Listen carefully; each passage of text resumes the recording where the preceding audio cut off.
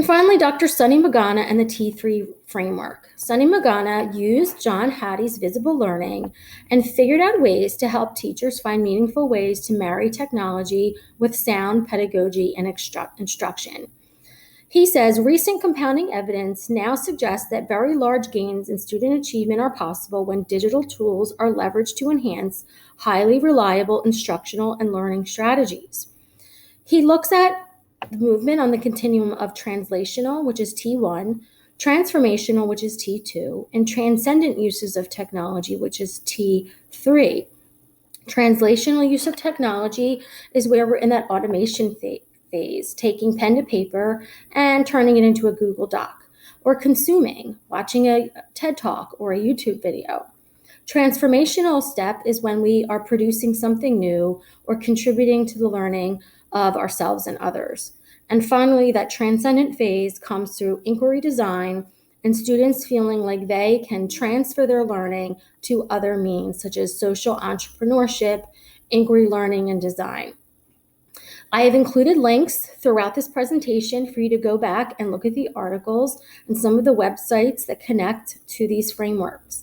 I hope that helps you as you consider how to meaningfully connect technology to learning. Dr. Sonny Magana is a researcher who has taken a look at the use of technology in education and how to take it a step further for truly meaningful impact on student achievement. First, there is the translational step. This is where we simply automate something that used to be pen and paper, taking a writing assignment and putting it into a Google Doc, or consuming and watching a video for learning. That's good and fine, but we need to take it a step further. We need to start transforming learning. This is where students start producing something new. They produce a Flipgrid video, or they make a podcast, or they contribute something to the whole, whether it's collaborating with other students and sharing that learning online. And then finally is transcendent. And this is where we truly see that engaged student with the thrill for learning, given an opportunity for the inquiry design process, where they perhaps take a social problem, a passion project, and they really go through that inquiry design process, or they create something new, where they become a social entrepreneur in their learning. Well, no one can share this better than Dr. Magana himself. So the next slide, we will hear a short video where this model is explained in more detail. Hi, this is Sonny Magana, and I'm going to share some information about my new book, Disruptive Classroom Technologies, and a framework that I've developed and include in this new book called the T3 framework. The T3 framework stands for 3 different categories of technology use in education: translational, transformational, and transcendent. The reason I came up with this idea is that I taught myself how to play guitar at a young age, at 14, 15 years old, and I kept playing the same songs over and over, whatever I heard on the radio, and was just transposing them onto an acoustic guitar, sitting around a campfire. I did this for a number of years and had a great time. And then I heard Eddie Van Halen. And Eddie Van Halen's disruptive innovation completely changed how I thought about playing guitar. I happened to hear an interview Eddie gave on radio station in Philadelphia when I was growing up. And he said, you're the kind of kid that maybe is playing guitar, you're sitting around the campfire, playing songs over and over. And I thought, hey, he's talking to me. He knows what I'm going through. And he said, if that's what you're doing, if you're sitting around the campfire playing guitar, keep doing that. But know that you're in a stage.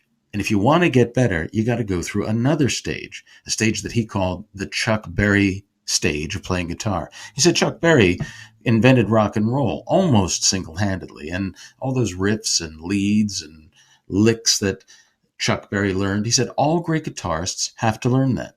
And then Eddie said something else. You have to go through that phase in order to get to the next phase, where you are innovating on your own and creating your own music.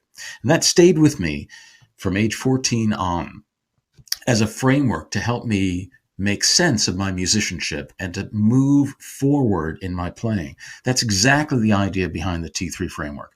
It is a hierarchy of how we use technology in education to improve instructional quality and unleash students' limited limitless learning potential. So let me take you through a few stages. The first stage is the translational stage of technology, which is where we're using technology just to translate from an analog to a digital medium. There are two phases in that stage, the automation phase and the consumption phase. Now, these add some value. Automating tasks, reducing errors, increasing efficiency, that all adds some value. Even consuming digital media in multiple senses that stimulate sight, sound, tactile, kinesthetic sense, that adds value, but it's relatively low. And the predominant use of technology in education in 2017 is translational. We have to go a bit further and identify transformational stage of technology. And there's two elements to that: production and contribution. In the production stage, students produce mastery goals. They track and visualize their progress towards mastery goals and produce knowledge artifacts that represent what they can do, what they know, and more importantly, how they think about what they know and what they can do, making their thinking not just visible, but explicit using production technology tools. They can go a step further and use those digital archives to contribute to the learning of others. That's transformational because it changes the role of the student from a student to a teacher. The final stage is transcendent technology use, and this goes above and beyond the normal known range of experiences and expectations with technology. There are two phases to the transcendent technology use category: inquiry design and social entrepreneurship. In inquiry design, students wrestle with, identify, and investigate a wicked problem that matters to them. And then they forge new lines of inquiry that are designed to make a contribution to solving that wicked problem that matters to them.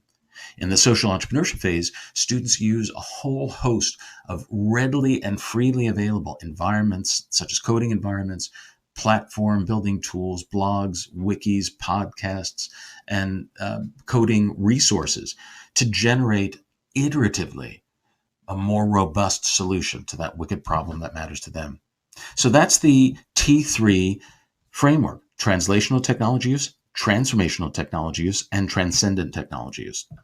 We need to move beyond just sitting around the campfire playing the same songs, because the effect of that type of technology use, the translational technology use, over the past 50 years has been really disappointing.